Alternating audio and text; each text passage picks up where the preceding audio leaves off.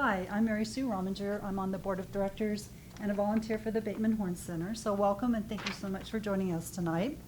We do plan to have a Q&A session after the program. So those of you on Facebook Live, you can use the comment section to ask your questions. We will also be posting a video of tonight's presentation on our YouTube channel in the next few days. So if there's something that you missed or just want to hear it again, you can do so using the video.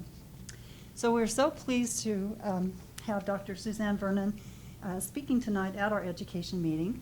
And Dr. Vernon is the research director here at the Bateman Horn Center. She earned her undergraduate degree from Colorado State University, which is where I earned my degree, so go Rams!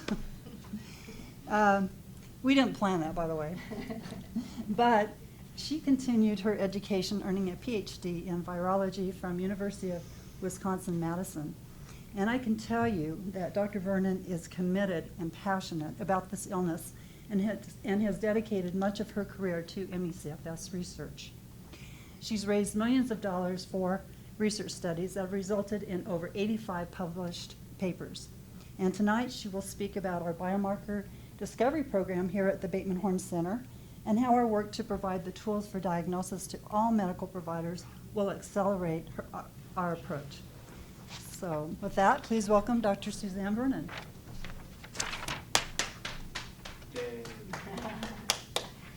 Good evening, everyone.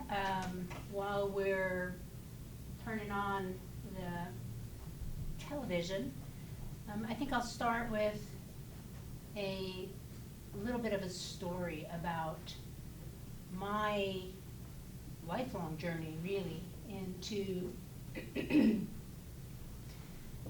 the science and discovery of MECFS. As many of you know, I was at the CDC for almost 20 years, and I spent the last 10 of that running a biomarker discovery program that was really focused on pathogens, novel pathogens, or previously unidentified pathogens, and also on genomics. It was right when the human genome in 2000 was being explored and published, and we really had this sense that we could apply population-based science and pair it with powerful laboratory tools to come up with diagnostic and treatment biomarkers to really advance the field. And right on the heels of the whole human genome time was kind of the era of big data in medicine. So what we were doing, in fact, was generating a whole bunch of big data on our population-based studies, measuring all kinds of things, doing very large studies with many different types of measurements. And then what we were left with was a whole bunch of data that is now kind of called dirty data because it comes in all different shapes and forms, and there was really no easy way to weave that all together into one data set that could ultimately be queried and tell a story or pull out important bits.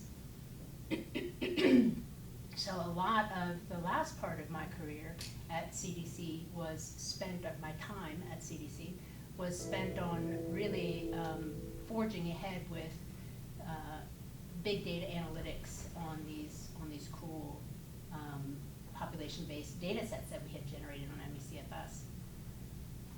And when I left CDC, I took that knowledge of gathering different types of data. Because let me back up a little bit. We would try to measure specific types of variables, whether they be infectious disease variables or various types of proteins, cytokines, specific pathogens, and no one thing that we measured ultimately ended up being the biomarker. What we knew we had to do was probably combine a number of different types of measures in order to be able to put the puzzle pieces together, the picture together of what ME/CFS is from a pathophysiology perspective and from a diagnostic perspective. So then when I went out to become the scientific director of the then CFIDS Association and now SMCI, I went out right away to try to start raising some money to support the big research program that was a first for the CFIDS Association in 2008.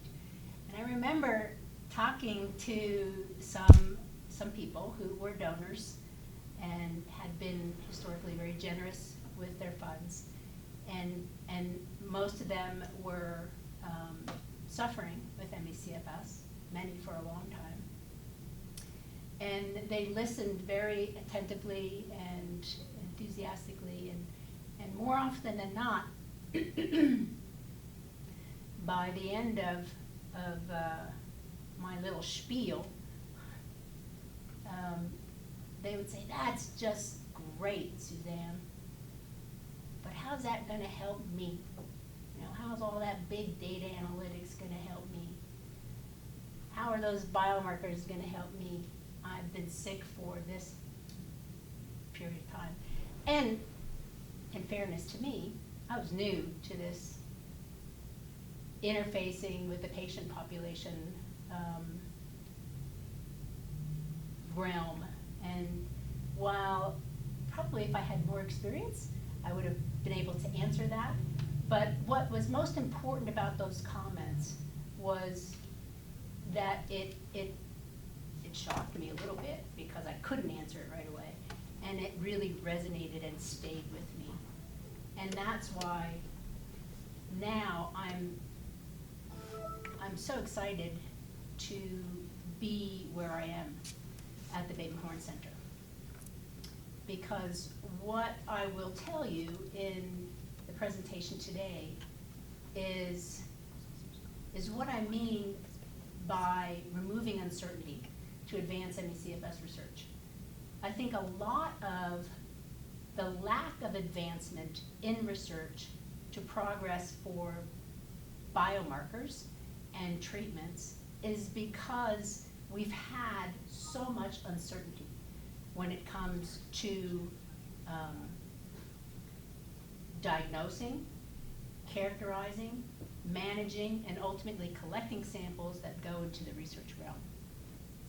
So the program that we've set up here at the Bateman Horne Center really aims to remove those uncertainties that have really persisted for as long as I've been in this area, so that the next time I am asked, well, how is that going to help me, I'm going to be able to answer that question. So, without further ado, I may have to just give my whole presentation. It says repair, found a problem in how can attempt to repair the presentation. Just click repair, see what happens. Hey, Voila.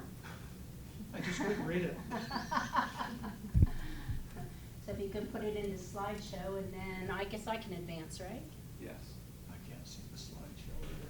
Where's the advancer button? At the bottom.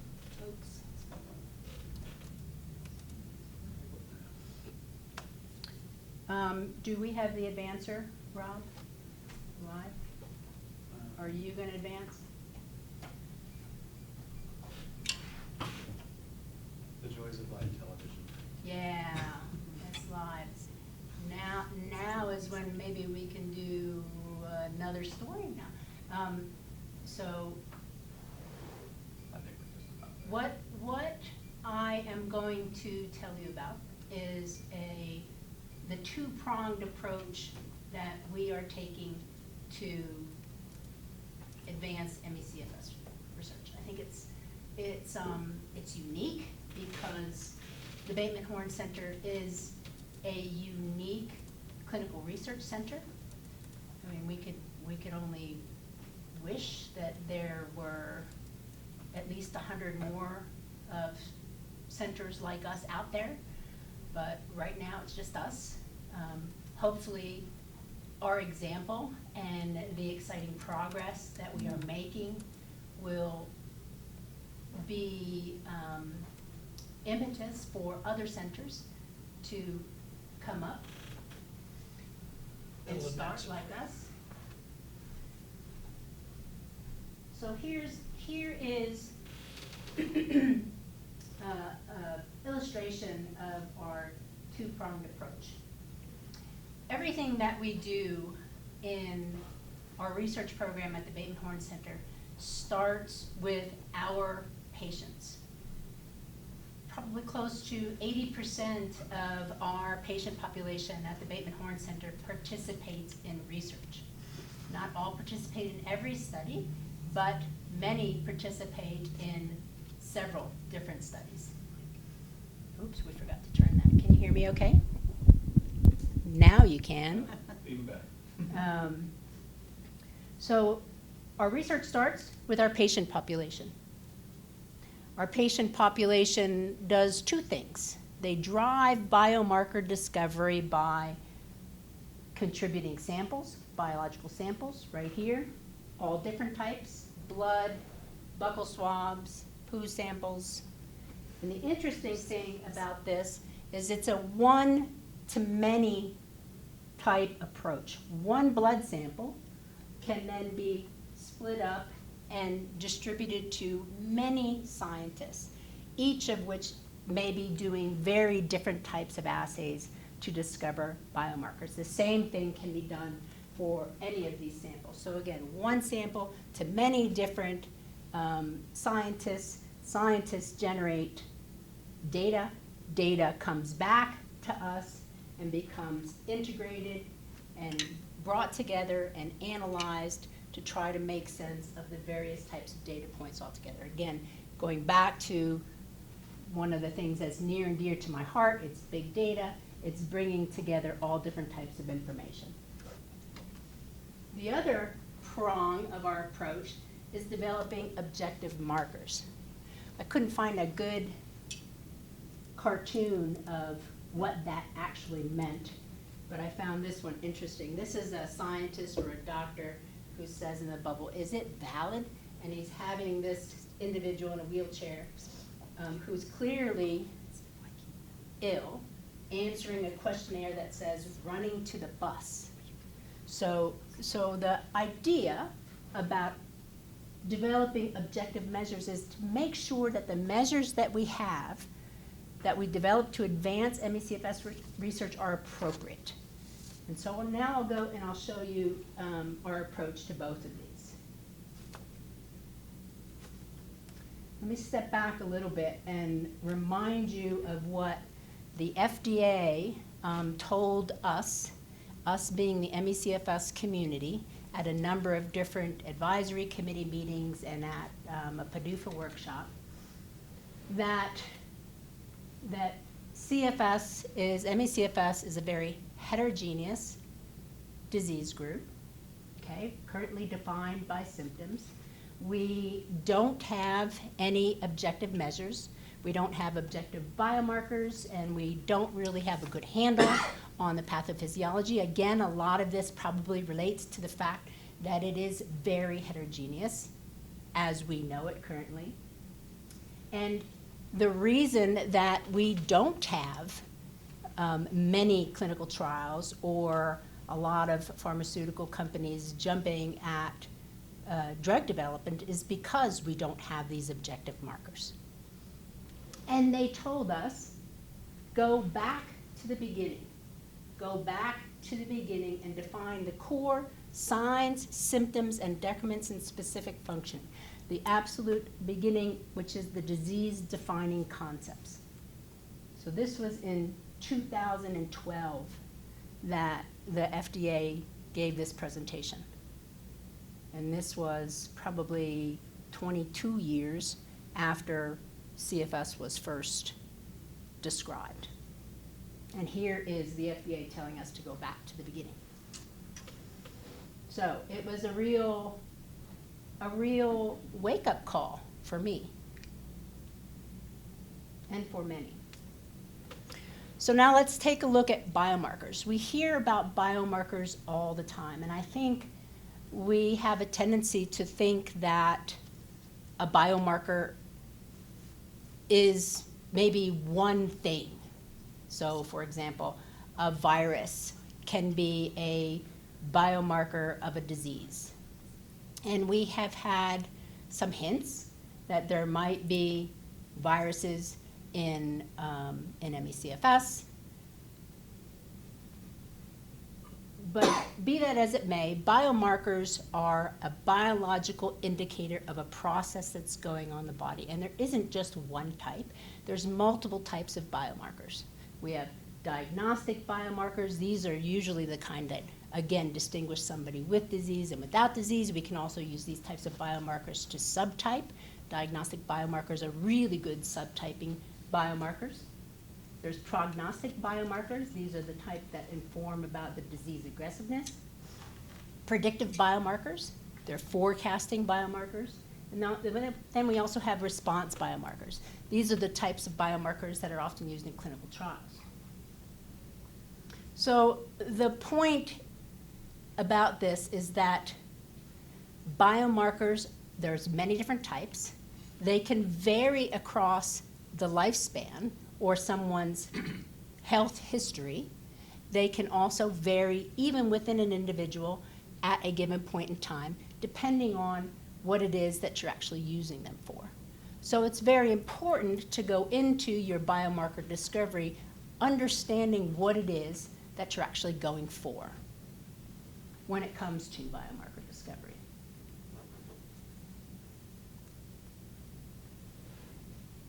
So here's how we are driving biomarker discovery at the Bateman Horne Center. Again, a large number of our patient population participates in research. We have about 350 that participated in a biomarker discovery research program that is still ongoing, but we collected these samples and banked them and distributed them to all of these individuals located or indicated here over the past 2 years. So again, one blood sample went to many, many different places. So this is a great way, incredibly efficient, cost-effective way to generate a bunch of data. So we sent samples to Raiken in Japan for metabolomics testing. Samples have gone to the University of Utah for genetics and gene expression testing, the University of Alberta to look at cytokines, to Stanford to do metabolomics, the Jackson Laboratory for immune profiling, University of Toronto for genetics and epigenetics, and Seroimmune, a biotech company in California, to look at antibodies, the antibody profiling. So the other important thing to note about this is that this, even though I said it's one blood sample, it's actually a small juice glass of blood that's divided and collected into different types of tubes and processed in a very specific way so that by the time that sample ends up in the hands of the scientist, they are confident, they are certain that it is good for the assay that they are using it for. So a very interesting thing about Stanford and our Japanese colleagues doing metabolomics, these assays are actually being done on a blood sample that was collected at the same time, but in a tube that varied. One was a sodium tube and the other was a potassium tube. The same type of metabolomic assay. And what will be interesting is to see whether or not the results collected from those two different types of tubes affect the metabolomic result. And that's important because a lot of people are doing metabolomics, and to understand that maybe the tube type that it's collected in is a key factor in the result will be something that's very important to know. So a lot of different types of data being generated. And oftentimes, and we actually have all the results, most of the results back, we're still waiting on some of the results, but we have a lot of the results back. And this is oftentimes what they look like, okay? So again, we sent several hundred samples out for cytokine testing, for immune profiling, for antibody testing. And what is striking, Mary Sue, to you about these results? What kind of jumps out? You're a mathematician. Yeah, I was distracted, I'm sorry. I know. Well, the data looks similar, and it looks a little bit clustered. Exactly, exactly. The data looks similar. These are patient samples, these are healthy control samples. The data looks similar. Okay? Now, they are statistically different between ME/CFS and healthy controls. These are statistically different,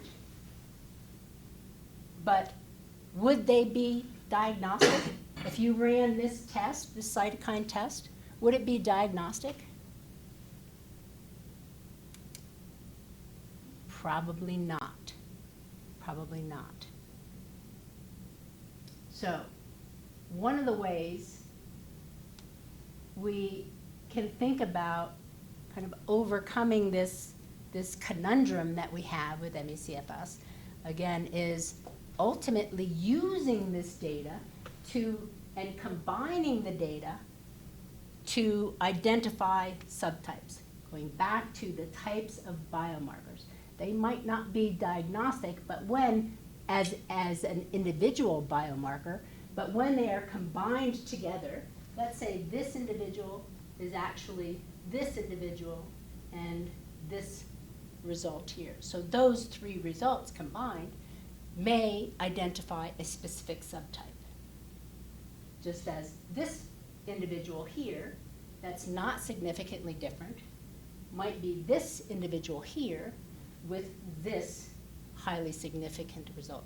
So by combining the data together, we begin to reveal very specific subtypes.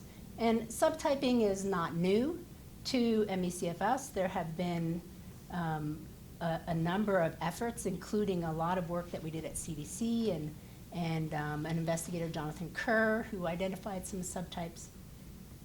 So it's not new, but the idea and the identification of the types of biomarkers that can be reliably combined in order to identify the subtypes is what is still needed. This is an interesting set of results down here. These are some of the results from the biotech company Seramune. These are a couple of different viruses, cytomegalo, EBV, HSV1 and HSV2. And as you can see, cases or patients and healthy controls across the board are positive for Epstein-Barr virus. So, does that mean that it's not important for ME/CFS? Again, probably not. That result combined with potentially an immune profiling result or a cytokine result or another type of antibody result could in fact be very informative for that individual or that subgroup.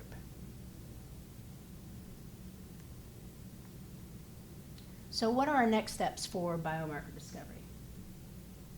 We're in the process of bringing together all of the data that has been generated by our biomarker discovery partners and combining it into one relational data, one relationship database.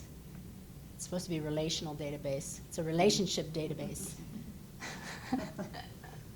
And then we will combine that with longitudinal electronic health record data that we have. And that will include things like billing codes, medication use over time, lab results, and clinical notes. All information that's incredibly rich that will help inform the subtype and the biomarkers identified in those individuals. This will then allow us to identify research quality subgroups. These subgroups can then be used to match the right patient with the right type of research, with the right type of clinical trial. And also, again, remember, at the right time, where they are in their health history journey. So this is super important, this type of subgrouping for biomarker validation. Many of you have probably heard or read the paper out of Stanford published in PNAS on the nanoelectronic blood assay. It was impedance. Now, when it comes around to being able to validate that assay, it will be super important to choose the right type of population in order to be able to validate it. And again, this is an approach that we'll take.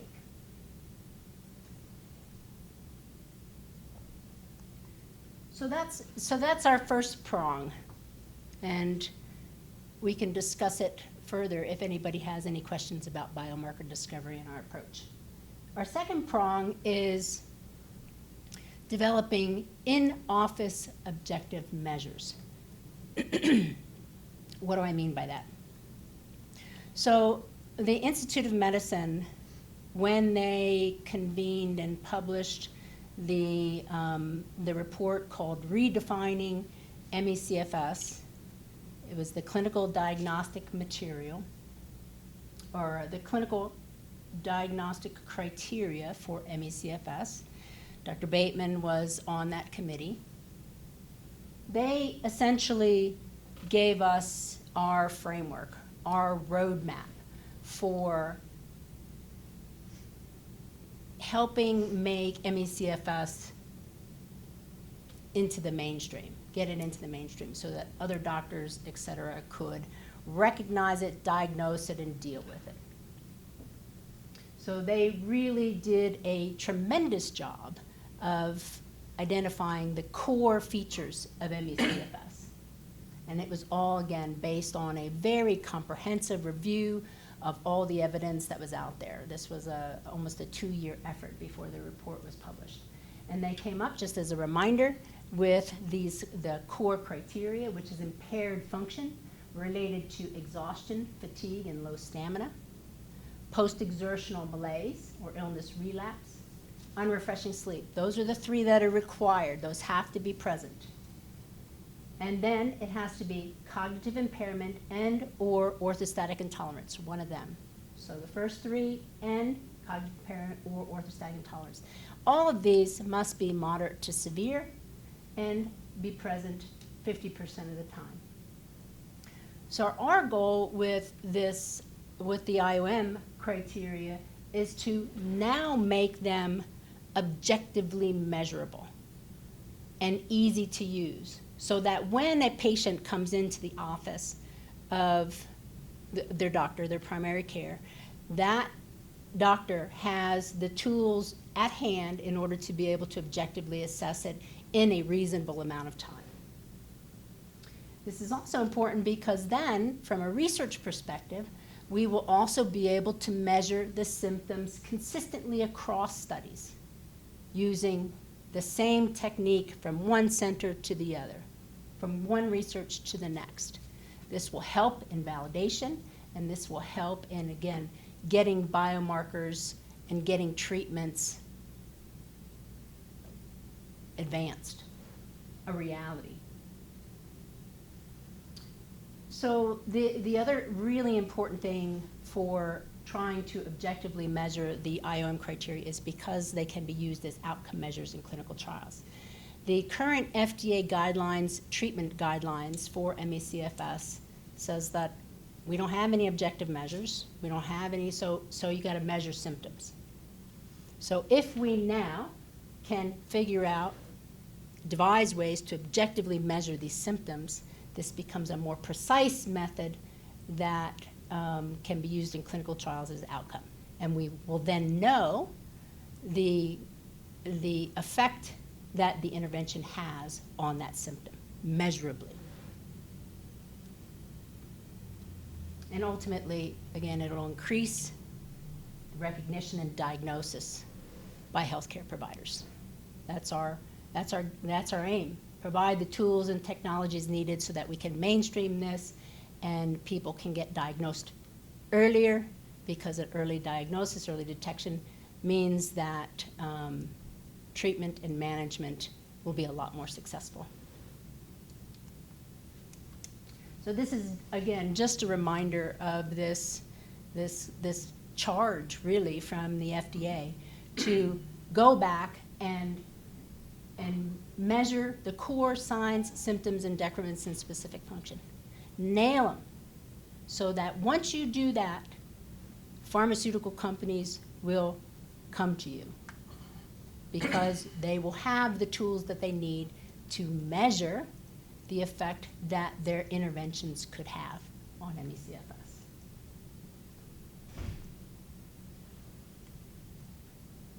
So, what are we doing?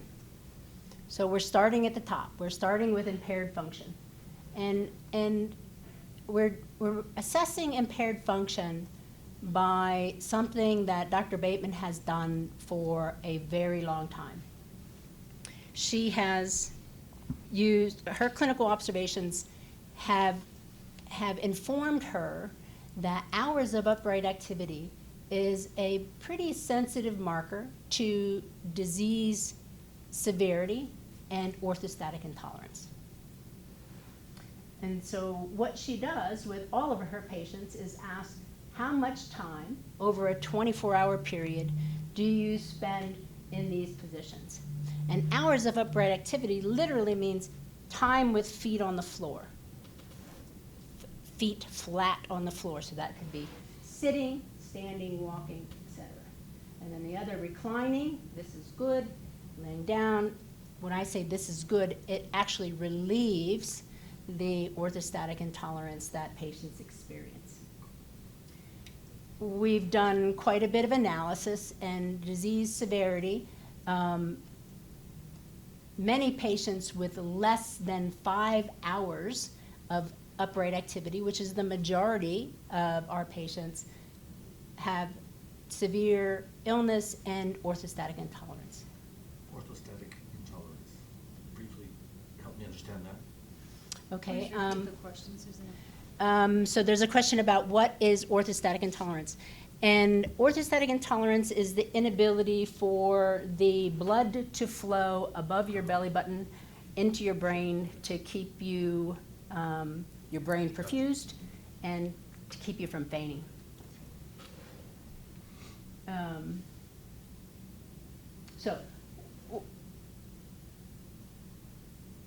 Hours of upright activity is a pretty interesting clinical observation that we've turned into a partnership with the University of Utah, the Department of Mechanical Engineering, to develop a device paired with some artificial intelligence to assess, to passively measure hours of upright activity. So we're no longer depending on a patient to report, I had my feet down for 3 hours, I was laying down and sleeping, etc.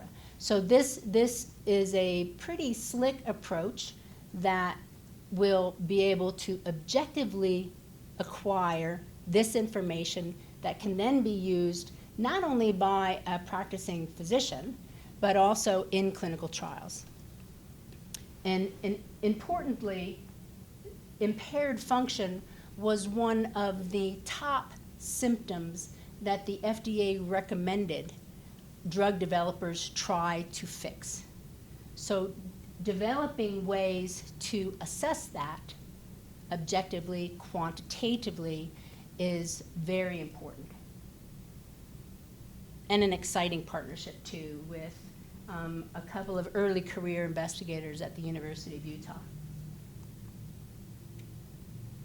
The other thing that we're doing in the clinic is implementing the 10-minute NASA lean test. Now, this is an interesting, easy test that actually NASA used over 35 years ago because they were measuring cardiovascular, or they had observed cardiovascular deconditioning in astronauts. So they needed to have a way to assess it. And it's a very simple test, which is just leaning with your shoulders against the wall. So you can imagine that this can be easily executed in a doctor's office. And this leaning allows the muscles to rest. So now your muscles aren't kicking in, your leg muscles aren't kicking in to help pump that blood up above the belly button. Blood pressure is taken every minute over that 10-minute period, and heart rate is evaluated over that 10-minute period to assess whether or not the individual has orthostatic intolerance.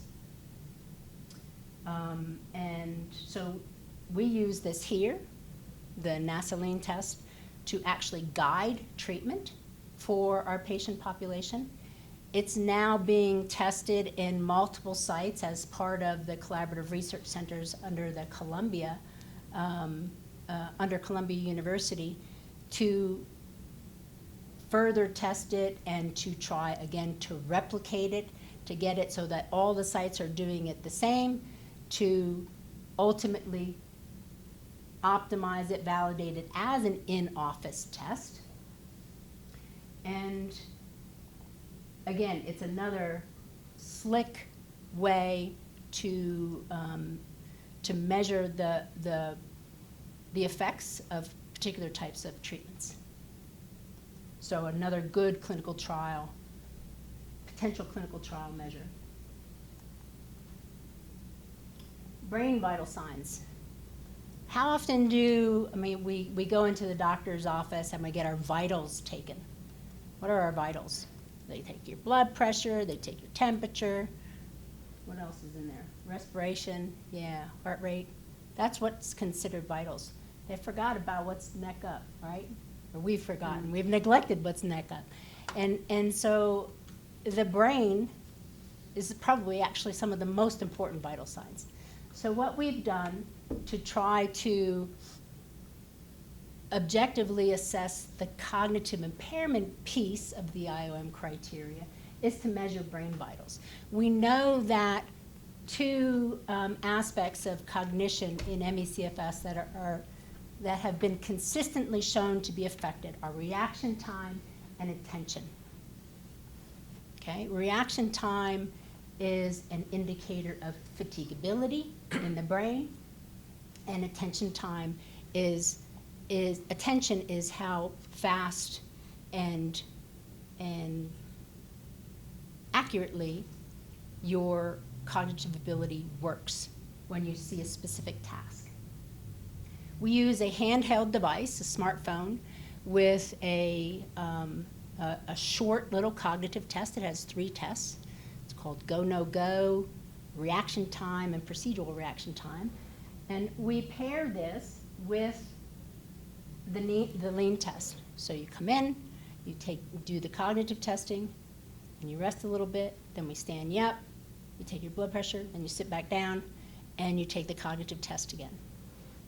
And what we're finding is that not much difference pre-lean test between patients and healthy controls, but post-lean test, we have something that is significantly different between patients and controls.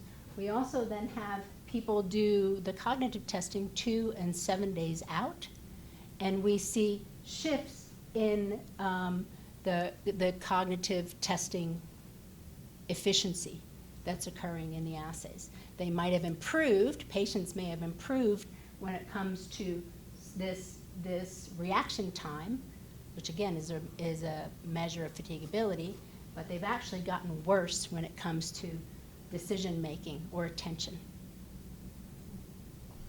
So we're very optimistic that by combining some of these in-office tests that are relatively easy, straightforward, objective, that we can come up with almost a little diagnostic package for doctors to be able to use. And just thinking about cognition and brain vitals on its own, you can actually use that too as an outcome measure to track and monitor. Again, all of our patients have the brain vital on their phone. They take it home. Let's say they went through a particular type of treatment here, or they went through a particular bad spell, and Dr. Bateman's actually able to look at their cognitive tests and see the effects of the treatments or something else that's going on in the individual's life. It's very fascinating. So, potentially useful, again, as an outcome measure for clinical trials. Finally, the last criteria is sleep. Sleep matters. Unrefreshing sleep is one of the diagnostic criteria. It has evaded assessment. No one knows why in ME/CFS there's unrefreshing sleep occurs, despite the fact that there's been several formal polysomnography studies done, and several other sleep assessments done. The reason for the poor unrefreshing sleep in ME/CFS has just evaded us. Again, sleep is just super important to be able to recover. I don't know how many of you know much about what you know about sleep, but during sleep, especially in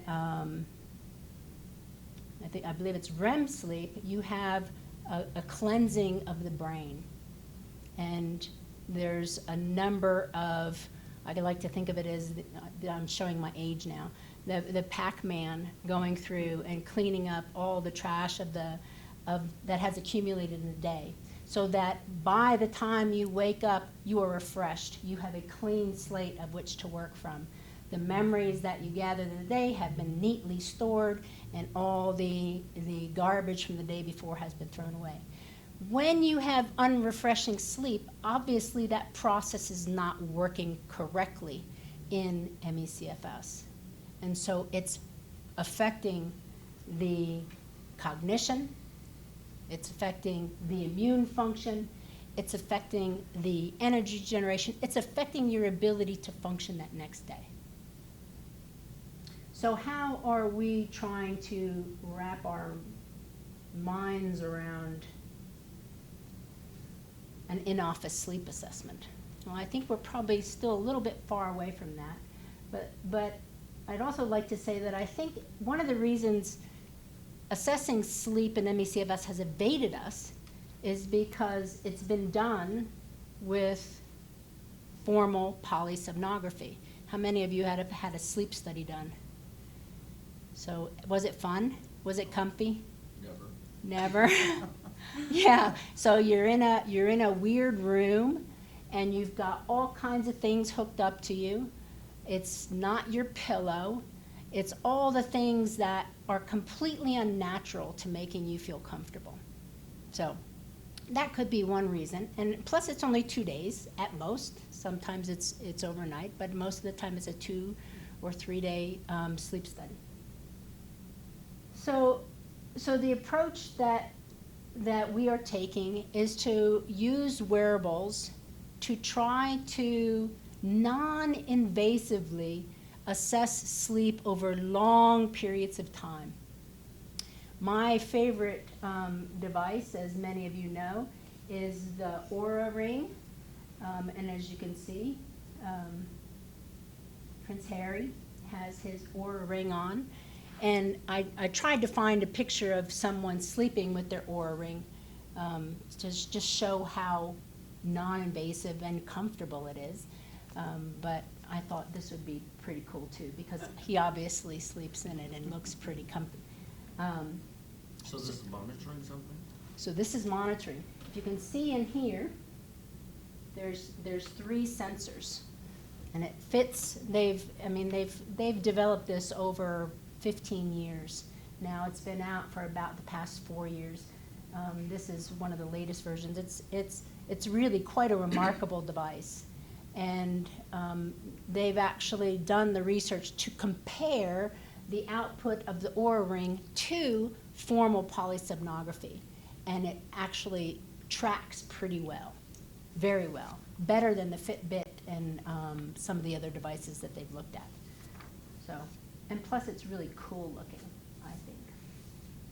So we are now applying for funds so that we can get the Oura Ring incorporated into some of our studies, specifically into the study that measures hours of upright activity, because now we have a device that's worn on the lower leg that detects feet on the floor time, coupled with a device that assesses sleep and heart rate variability. And so we should be able to get a good handle on a number of parameters that we know are affected in ME/CFS patients. So, how effective has this research program been? So we've been going at it full bore now for 2.5 years.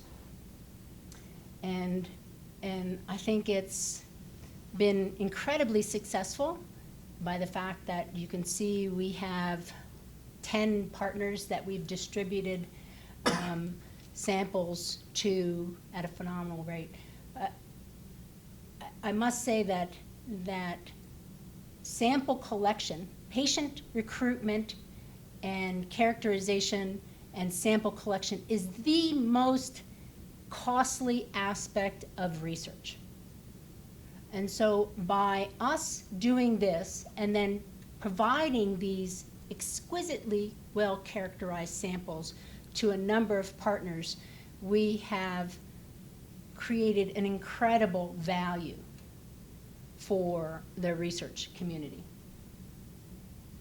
We continue to reach out to scientists regularly and vice versa. The more the publications come out, many of those investigators have published papers, and so they know about the Bateman Horne Center and they know about our patient population. So it's just growing nicely. And we are regularly now attracting new partners from academia and also from pharmaceutical and device companies. So you know that, many of you may know that we just finished up a clinical trial for ME/CFS that was funded by a small biotech company called Cortine. Those results should be coming out in the next couple of months. And we are now preparing an investigator-initiated application to look at non-invasive vagus nerve stimulation. And the company that we're working with is very excited to be working with us. In this particular study trial, we will be using a lot of the measures that I've talked about here in the trial to assess the efficacy of non-vagus nerve stimulation. So I'd just like to close with our pipeline, so to speak, that the Bateman Horne Center as a clinical research center uses. I hope I've demonstrated to you that it's very promising, and the long wait for objective ways to measure, which will get us to treatment trials and better patient management in offices, in clinics, is hopefully soon to be over. So again, all of our patients are very enthusiastic, are highly engaged, and excited to be at the Bateman Horne Center and to participate in research. Our clinical research feeds into our clinical care model, all of this informs this, and the clinical care continues to inform the kind of research that we do going forward. So it's a very nice feedback mechanism that's complementary and successful. So I think that's the last slide, yes. So without further ado, I guess, or no, I thank you. I thank you for listening, and I'd be happy to take some questions. I didn't see the NIH up there. Is there any, my sister's in an NIH study, so I don't know what, I didn't see any connection there, though. What? So we are funded by the NIH. If you want to repeat the I question. heard it, okay. You can hear it? Okay, sorry, Suzanne. So we do have funding from the NIH. I believe the study that you're referring to is an intramural study. Dr. Bateman, our Chief Medical Officer Director, is adjudicator for that particular intramural study. So she identifies potential patients and then she refers them. She works with the NIH. She's also on a number of NIH committees. So we do work with the NIH, and we also receive funding from the NIH. So very good point. I should put up those acknowledgements at the very end too, of where we get some of our money from. So I'm brand new to this today. My sister said, "Would you go to this?" And I said, "Yes." But have things like inversion tables been used to relieve patients of the orthostatic symptoms? So yeah. An inversion table, do you mean something that we have tilt tables? Is that what you mean? I guess that's what I'm referring to. I mean, you know, they're marketed to the general population, you know. Yeah, and I have one, and I'm a pinhead scientist. My our medical director, she's at her son's graduation. She'd probably be better to answer that and probably have a lot more information about the way that she treats and how she recommends orthostatic intolerance be treated. But it really depends on the presentation, what they look like in a Nasoline test, what some of their blood work looks like, and some of the other markers and symptoms. You made a comment earlier about during the workups, how for years you go to a routine physical and we forget to evaluate shoulders and above. Interestingly enough, the Department of Health of the State of Utah just recently started not mandating, but expecting for older adults going in for exams that they get a cognitive test. And you'd think with all of the issues that we deal with that are related to chronic illness, this would have been something we would have done more frequently earlier. Why do you suppose, with everything that literally generates from our central nervous system and our brain, we ignored that area? And looking, was it because we were looking so hard where things were being manifested and not necessarily the control center? What do you speculate? I think it took some clever people to develop some easy-to-use tools. Cognitive testing has been done for a long time, but they required a specialist to implement the tests. The tests were long and cumbersome, and then all of a sudden, you know, what was the one, Luminosity, or these easy kind of brain game kind of apps started coming around. So I think it was like, oh, wait, we can make this easy, and we can assess the areas of the brain that we need to in order to be able to be informed about the brain vitality. So I think it's really just kind of the development of those tools and using them. The one that we are using was actually developed for combat. So it's when an explosive device went off in the, what do they call the war? Bunker? No, so Afghanistan? in the arena. The war zone or? The zone, yeah. theater. Theater, Yeah. So they could then get somebody and test them right away to see whether or not their brain was injured, whether or not there was that kind of brain concussion or traumatic brain injury happening right there in the field. And again, the sooner they detect it, the more likely they are to be able to effectively intervene. Are there any corollaries between environmental factors? And MECFS? So one of the best characterized triggers, if you will, of MECFS is a virus infection. In the literature, the most common, or the most studied viral trigger is Epstein-Barr virus, so infectious mononucleosis. There was a study done back in the early 2000s that followed people who developed infectious mononucleosis acutely, so kissing disease, they got it, and then they followed them over 5 years. And 10% of the people that developed infectious mononucleosis did not recover within a year, so they had post-viral, post-EBV fatigue, and then half of those went on to develop MECFS. So that is one of the best characterized triggers.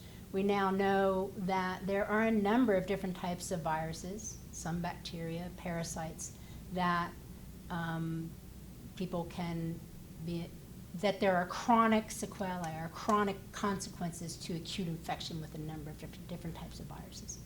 West Nile virus, chikungunya, Zika, even Ebola, E. coli, certain types of foodborne outbreaks.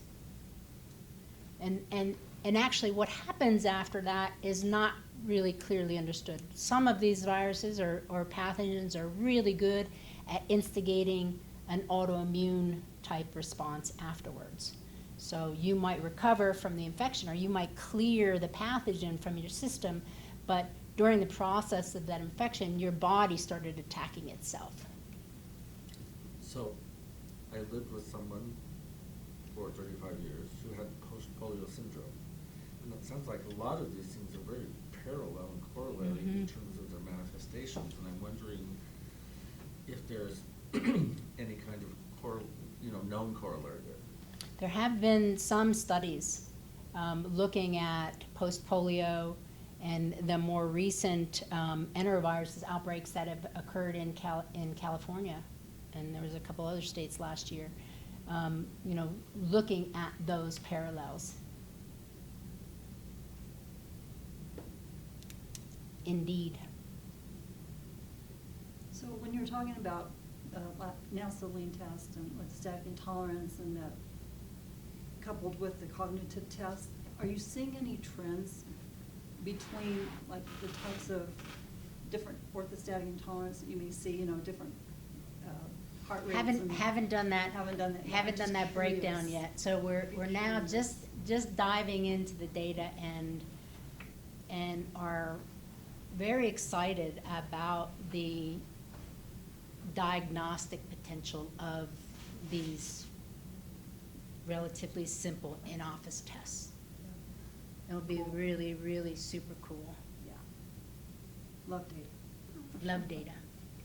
So we do have a couple of questions on Facebook Live. One is asking if monitoring could be done at patients' homes. You're talking about the Oura Ring, but with the recording pulse ox and an Apple Watch type device where the results then could be shared with the doctor online. Are you looking at any other, you talked about the Oura Ring, which does similar, but are you looking at other systems or devices that might give that type of information? Yeah, I guess we're kind of device or wearable agnostic right now, and I think one of the really important things that I've learned over the past couple of years with these devices is that these devices are all built for healthy people. They're all calibrated on healthy people. And then the algorithms are optimized on healthy people. And the moment you put them on to an ME/CFS patient, I mean, when we put the ring, we did a pilot study several years back, and we put the ring on patients, and the algorithms just kind of went a little bonkers. They didn't know what to do with the data. And these rings all have artificial intelligence on them, so eventually they might learn, but it's really, so going back to being device agnostic, it's really important to think about how to develop and optimize a device for the actual thing you're trying to measure in the population that you want to measure it on. And so I'm really excited about the device for hours of upright activity. I do think the Oura Ring has come a long way in optimizing their algorithms, that we could probably use it for, even detecting things like post-exertional malaise or predicting post-exertional malaise. And we do have, the Fitbit was actually used, Fitbit Charge was used in the Courtine trial. So we haven't looked at that data yet, but that will be very interesting.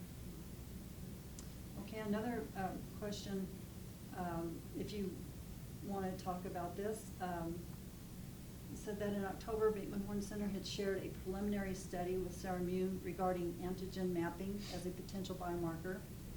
In the article, BHC said they hope to publish these results in early 2019. Is there any updates that you would like to share, or a time frame where patients might hear more information or more results from that study? Yes, so we ended up using those preliminary results to, in an application to the NIH. And it was a small business innovation research application. So Ceramune submitted this, and we're partners with Ceramune on that application. And again, from that preliminary data, the application was awarded in April. And so we just actually today or yesterday shipped another set of samples to Ceramune, and so that we hopefully will be able to publish on all of the data by the end of the year. And the reason that that's going to be important is because the samples that we just sent to Ceramune are samples from ME/CFS patients who have been sick for shorter periods of time. So the first set of samples that we sent were from patients that have been sick for greater than 10 years. And so what Ceramune looks for is both antibodies to various types of pathogens as well as autoantibodies. So antibodies that are directed against self. So we anticipate that patients sick for less than 4 years or shorter duration could potentially have different types of patterns than patients greater than 10 years. So both from an infectious perspective as well as an autoantibody perspective. That's going to be interesting. Yeah. Yeah. But it was also really excited that Ceramune got this award, and hopefully it will lead on not only to a really interesting publication, but to the next funding level, which then aims towards, working at commercializing the assay. So commercializing an assay for ME/CFS will be really super exciting. My mind's just going all kinds of places, so I don't think the questions are appropriate. But have there been any, I don't know, normally when I think of research, I think you want the most kind of cleanly defined patient population that you want, that you're working with, and you don't want to mix in other things that are coming extraneously, but have there been any, is there any corollary research between CFS patients and like HIV patients, and what's going on with them? So another really important point, there has been a number of parallels as far as design and using HIV infection as a model for ME/CFS. because of the immune dysfunction that HIV induces, and because of some of the symptomology that HIV patients experience, brain fog and fatigue, and sleep problems. But that's as far as it's really gone. You know, one of the problems, since you're new to this, one of the problems, the biggest problem, has been that we are highly under-resourced. It is, of all the research that's funded at the NIH, MECFS is at the bottom, the lowest level, at something like $3 a patient.